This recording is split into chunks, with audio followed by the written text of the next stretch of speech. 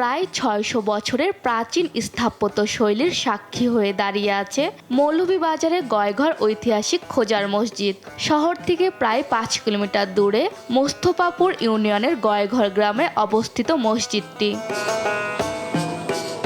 সুলতান শামসুদ্দিন ইউসুফ শাহর আমলে হাজী আমরের পুত্র ও সেই সময়ের মন্ত্রী মজলিস আলম ১৪৭৬ খ্রিস্টাব্দে নির্মাণ করে মসজিদটি। পরবর্তীতে আফগান নেতা ও মোগলদের প্রতিপক্ষ খাজা উসমানের নামে নামকরণ হয়। মসজিদের মূল গম্বুজটি সাদা টাইলের এবং ১৮ ফুট লম্বা। ৩টি বড় দরজার পাশাপাশি ৬টি ছোট দরজা আছে।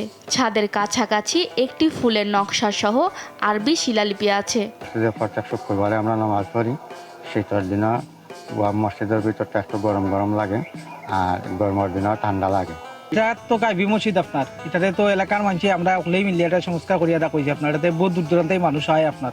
এই মসজিদটি দেখতে ও নামাজ আদায় করতে দেশের বিভিন্ন অঞ্চল থেকে আসেন লোকজন। প্রতি জুম্মায় অংশ নেয় হাজারের বেশি মুসল্লি। এই মসজিদও আইসি আপনার নামাজ পড়ার লাগি। এই মসজিদও আইয়া নামাজ পড়লে মনের মধ্যে শান্তি মিলে। নবীগঞ্জ তো নিয়ে আইসি ঐতিহাসিক পূজার মসজিদের মধ্যে নামাজ পড়ছি, শান্তি লাগছে। পূজার মসজিদ অনেক মানুষ দূর দূরান্ত থেকে তাদের অনেক নেক আশা নিয়ে আসে, অনেকে নফল নামাজ আদায় করে মসজিদে এসে। অনেকের ধারণা এই মুঘল আমলের মসজিদে ঐতিহাসিক পূজার মসজিদে এসে যদি নফল নামাজ আদায় করে তাহলে হয়তো তাদের মনে নেক বাসনা পূরণ হতে পারে। গ্রামবাসীদের মতে যখন মসজিদটি নির্মাণ করা হয়েছিল তখন এলাকাটি ঘন বনভূমিতে আবদ্ধ ছিল এবং বাঘের আনাগোনা ছিল।